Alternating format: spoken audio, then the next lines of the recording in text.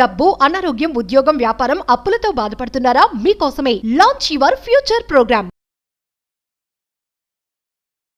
నమస్తే, welcome to Suman TV. నేను విష్ణు. ప్రస్తుతంతో పాటు ప్రముఖ స్టాక్ మార్కెట్ అనలిస్ట్ జీవి సత్యనారాయణ గారు ఉన్నారు. వారితో మాట్లాడదాం. సార్ నమస్తే. సార్ సత్యనారాయణ గారు నమస్తే. సార్ సత్యనారాయణ గారు, ఈ ఆయిల్ అండ్ గ్యాస్ కంపెనీలు భారీ ఎత్తున లాభాలను ఆర్జిస్తున్నాయంటూ కూడా ఇవాళ అన్ని దినపత్రికల్లో వార్తలు కూడా రావడం జరిగింది. 2023-24 ఆర్థిక సంవత్సరానికి సంబంధించి దాదాపు 81,000 కోట్ల భారీ లాభాలను ఆర్జించాయంటూ కూడా మరి మనకు వార్తలు చెబుతున్నాయి. అయితే ఆయిల్ అండ్ గ్యాస్ కంపెనీలకు సంబంధించి మార్కెట్ లీడర్స్గా ఎవరెవరు ఉన్నారు, అండ్ లాంగ్ టర్మ్కి ఏదైనా ఇన్వెస్ట్ చేసుకోవాలి ఆయిల్ అండ్ గ్యాస్ కంపెనీలు అనుకుంటే అంటే మార్కెట్ లీడర్స్ ఎవరున్నారు సెక్టోరియల్గా?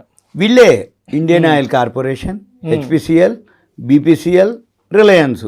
అయితే ఎవరెవరైతే ఈ రిఫైనరీస్ ఉన్నారో ఫస్ట్ అయితే రిలయన్స్ వస్తుంది, ఏది క్రూడ్ ఆయిల్ ప్రొడ్యూస్ చేయడానికి.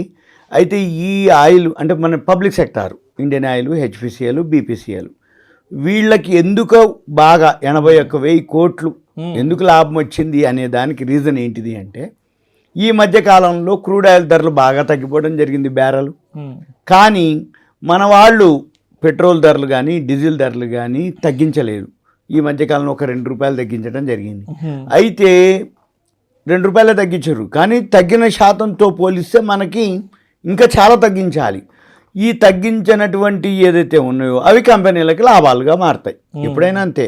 జనరల్గా ఏమైంది అంటే క్రూడ్ ఆయిల్, ఈ ఇండియన్ ఆయిల్, హెచ్పిసిఎల్, బీపీసీఎల్ కంపెనీలు ఏ కంపెనీ అయినా సరే ఏదైతే క్రూడ్ ఆయిల్ని రా మెటీరియల్గా తెచ్చుకొని petrol, diesel, gas, kerosene oil by products తయారు చేస్తాయి. ఎప్పుడైతే క్రూడ్ ఆయిల్ కాస్ట్ పెరిగితే రా మెటీరియల్ కాస్ట్ పెరిగినప్పుడు ఏమవుతుంది, petrol, diesel, gas, kerosene cost, production cost పెరుగుతుంది. అప్పుడు ఏమైతే ధర పెంచాలి. అయితే క్రూడ్ ఆయిల్ ధర తగ్గింది, ఈ పెట్రోలు, డీజిల్, గ్యాస్, కిరోసిన్ ధరలు కూడా తగ్గించాలి. కానీ తగ్గించలేదు గవర్నమెంట్. ఎప్పుడైతే తగ్గించలేదో గవర్నమెంట్ అప్పుడు ఏమవుతుంది, కంపెనీకి లాభాలు వస్తాయి. సింపుల్. ఈ లాభాలు ఏవైతే వచ్చినాయో ఈ లాభాలే ఇప్పుడు చూపిస్తున్నటువంటి, అంటే మొన్న లాస్ట్ ఏదైతే మార్చి ఫైనాన్షియల్ ఇయర్ జరిగిందో ఆ ఫైనాన్షియల్ ఇయర్లో ఈ క్రూడ్ ఆయిల్ అంటే లాస్ట్ క్వార్టర్లో, బిఫోర్ లాస్ట్ క్వార్టర్లో అంటే 2 క్వార్టర్ల నుంచి క్రూడ్ ఆయిల్ ఎప్పుడైతే బాగా తగ్గిందో ఈ క్రూడ్ ఆయిల్ ధర తగ్గితే మనకు తగ్గించకుండా ఆ కంపెనీలో లాభాలు ఉన్నాయి. ఆ లాభాలే ఇప్పుడు చెప్తున్నటువంటి ఇంధన కంపెనీలకి, గవర్నమెంట్కి ఈ కంపెనీల్లో 81,000 కోట్లు. ఉదాహరణకి ఇండియన్ ఆయిల్ కార్పొరేషన్ వచ్చింది అనుకోండి, ఇది పోయిన సంవత్సరం 11,704 కోట్లు వస్తే ఈ సంవత్సరం 43,161 కోట్లు, అంటే నియర్లీ 400%. అంటే ఎంత సంపాదించింది లాభం అంటే ఇదే ఇండైరెక్ట్గా వాళ్ళు రా మెటీరియల్ తెచ్చి ప్రొడక్షన్ చేసి సంపాదించిన దానికంటే కూడా క్రూడ్ ఆయిల్ ధర తక్కువతోటి మనం ధర తగ్గించకుండా అమ్మినటువంటి హై రేట్లో ఉన్నటువంటి ఆ లాభం డిఫరెన్స్ ఉంటుంది చూసినారు. ఆ లాభమే దీనికి ఎక్కువ లాభం రావడం జరిగింది. ఎవరికి? ఇండియన్ ఆయిల్కి. అంటే ఇండియన్ ఆయిల్ లాస్ట్ ఇయర్ 2022-23కి 11,704 కోట్లు వస్తే ఈ సంవత్సరం 43,161 కోట్లు. అట్లే బీపీసీఎల్ అంటే భారత్ పెట్రోలియం, ఇది 2,131 కోట్లు 22-23కి వస్తే ఈ సంవత్సరం 26,858.84 కోట్లు వచ్చింది. అంటే 2,000 కోట్లు ఎక్కడ, 26,000 కోట్లు ఎక్కడ అంటే ఏంది? బీపీసీఎల్ కూడా ఈ హెచ్పిసిఎల్ కానీ బీపీసీఎల్. ఇక హెచ్పిసిఎల్ విషయంలోకి వస్తే అది లాస్లో ఉంది. లాస్ట్ ఇయర్ 22-23కి 6,980.23 కోట్లు లాస్లో ఉన్నది. టర్న్ అరౌండ్ అయింది 16,000 కోట్లు, 16,014.61 కోట్లు లాభాల్లోకి పోయింది. అంటే మైనస్ పోయింది, మళ్ళీ 16,000 కోట్లు లాభాల్లోకి రావడం. ఇవన్నీ కూడితే 81,000 కోట్లు గవర్నమెంట్కి చేరింది. గవర్నమెంట్ కంటే Indian oil, HPCL, Bharat petrol ఇవన్నీ పబ్లిక్ సెక్టార్ యూనిట్లు, గవర్నమెంట్ ఆర్గనైజేషన్లు. గవర్నమెంట్ ఆర్గనైజేషన్ అంటే గవర్నమెంట్ అంటే మనవి, ప్రభుత్వానికి వచ్చింది అంటే మనకు వచ్చినట్టే ఇండైరెక్ట్గా. అంటే ఏవైతే సంపాదించినంటే 2 రకాలు. ఒకటేంది, రా మెటీరియల్ కాస్ట్ తగ్గినప్పుడు మనకు తగ్గించింది అనుకోండి, కంపెనీ ఇంత లాభాలు ఉండవు. రా మెటీరియల్ కాస్ట్ తగ్గింది కానీ కంపెనీలు పెట్రోల్, డీజిల్ ఎప్పుడైతే మనకు ధరలు తగ్గించలేదో ఆ లాభాలు ఏమైంది, అక్కడ ఉండిపోయినాయి.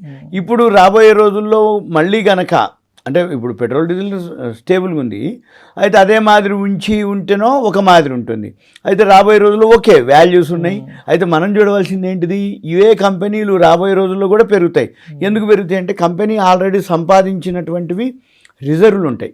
వీటికి అన్నీ కూడా ఎప్పుడైనా కానీ కంపెనీ బాగా సంపాదించినాక నెట్ ప్రాఫిట్ ఉంటుంది.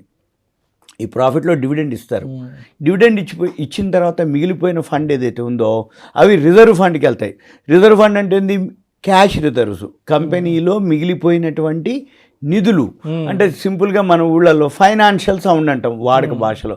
ఫైనాన్షియల్ సౌండ్ అంటే సేవింగ్స్ ఎక్కువ ఉన్నటువంటి వాళ్ళు, అంటే కార్లు, బిల్డింగ్లు, క్యాష్ ఉన్నటువంటి వాళ్ళని, అంటే మన నగదు నిల్వలు ఉన్నటువంటి వాళ్ళందరినీ కూడా అంటాం. అయితే జనరల్గా మనం చూసేది ఏంటిది అంటే, ఏదైతే ఈ కంపెనీలు ఉన్నాయో ఈ స్క్రీనర్లోకి వెళ్ళి మీరు IOCL సెర్చ్కి వెళ్ళి పీర్స్ కొడితే లిస్ట్ వస్తుంది.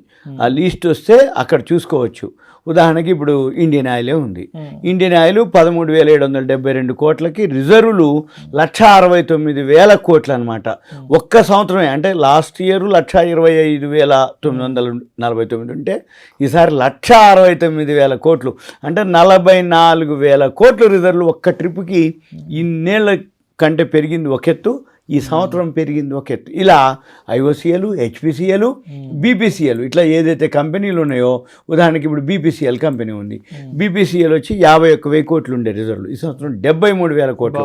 అంటే ఏమవుతుంది? వేల కోట్లు రిజర్వులు పెరిగిపోతున్నాయి. ఎప్పుడైతే రిజర్వులు పెరిగిపోతాయో కంపెనీ యొక్క ఎసెట్స్ పెరుగుతాయి.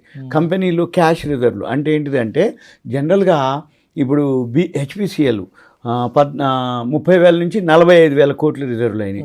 అయితే ఇప్పుడు HPCL, BPCL బోనస్లు కూడా అనౌన్స్ చేసినాయి. ఇప్పుడు ఎప్పుడైతే కంపెనీకి క్యాష్ రిజర్వులు పెరుగుతాయో అప్పుడు కంపెనీ బోనస్లు అనౌన్స్ చేస్తుంది, డివిడెండ్లు అనౌన్స్ చేస్తుంది. ఇప్పుడు ఈ రెండు కూడా HPCL, BPCL కూడా బోనస్లు అనౌన్స్ చేసినాయి, డివిడెండ్లు అనౌన్స్ చేసినాయి.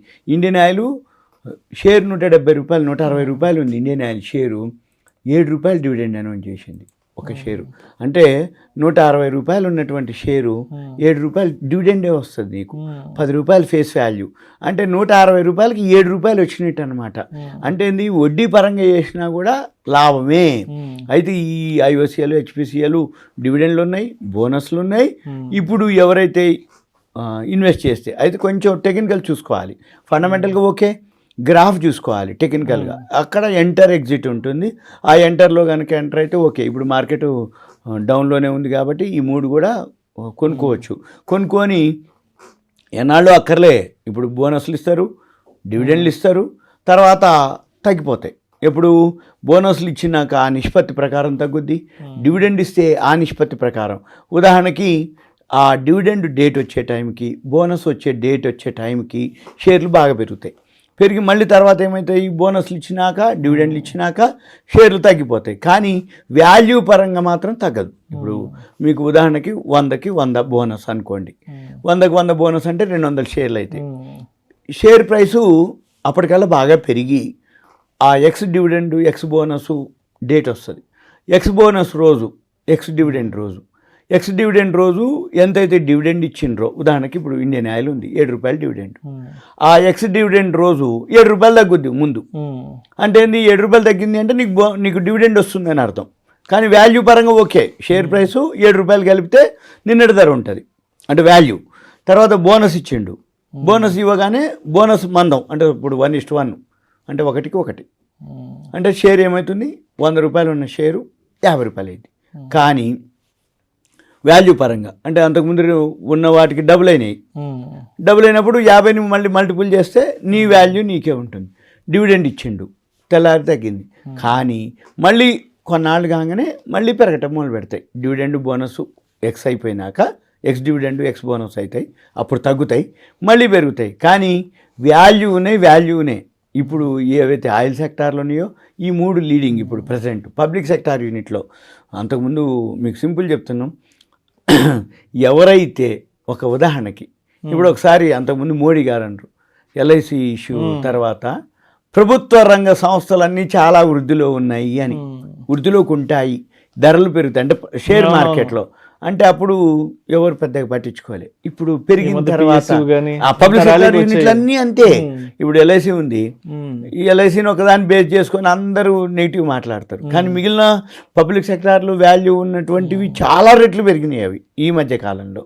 ఇప్పుడు అలాంటి న్యూస్ ఏదైనా వచ్చినప్పుడు మనం అంటే కొంచెం అబ్జర్వ్ చేయాలి. ఎందుకోసం అంటే ఎవరైతే కామన్గా ఇన్వెస్టర్ ఏం చేయాలి అంటే వాల్యూ ఉందా, ప్రాఫిట్లో ఉందా కంపెనీ, అది ఏం పని చేస్తుంది. ఇంకొకటి ఈ ఆయిల్ కంపెనీలు ఎవర్ గ్రీన్ అనమాట, ఎలా ఉన్నా కానీ మనకు కావాలి. ఇప్పుడు పొద్దున్నే లేవగానే అంటే ట్రాన్స్పోర్ట్ అనుకోండి, Indian oil, HPCL, BPCL, petrol pump, గ్యాసో, డీజిలో, కిరోసిన్ ఆయిల్, ఏదో ఒకటి. భూమి ఉన్న రోజులు కావాల్సిందే, భూమి ఉన్న రోజులు మనిషి మనుగడ భూమి ఉన్నంత వరకు పెట్రోల్ ఉండాలి, డీజిల్ ఉండాలి, గ్యాస్ ఉండాలి, కిరోసిన్ ఉండాలి. అంటే ఏదైతే మన నిత్యావసరం ఉన్నాయో అవి ఎవరయ్యా, వీళ్ళే HPCL, Indian oil, Bharat petrol, అంటే గవర్నమెంట్.